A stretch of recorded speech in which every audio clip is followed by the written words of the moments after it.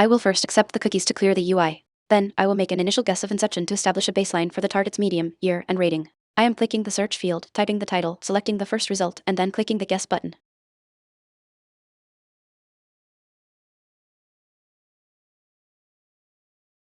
Type card is green for inception movie. Target medium equals movie. The target is a movie released after 2010. Red arrow up with an IMDb rating lower than 8.8. Red arrow down. The target shares the action genre but not adventure or sci-fi. No actors or directors from Inception overlap. Constraints: movie, year 2010, rating 8.8. Genre includes action, excludes adventure/sci-fi. Type card is green for Inception movie, so target medium equals movie. The target is newer than 2010 and has a rating lower than 8.8. It is an action movie but not adventure or sci-fi. I will guess John Wick 2014, which is a pure action movie from the correct era with a lower rating.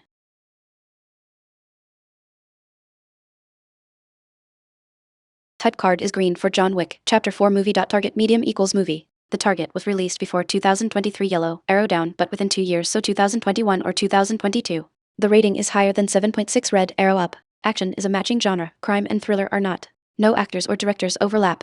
Constraints: movie, year 2021-2022, rating 7.6. Genre, action, no crime/thriller. Type card is green for John Wick, Chapter 4 movie, so target medium equals movie. The target is from 2021 or 2022. Yellow arrow down and has a rating higher than 7.6. It is an action movie but not crime or thriller. Top Gun: Maverick 2022 fits these criteria perfectly as an action movie with a high rating.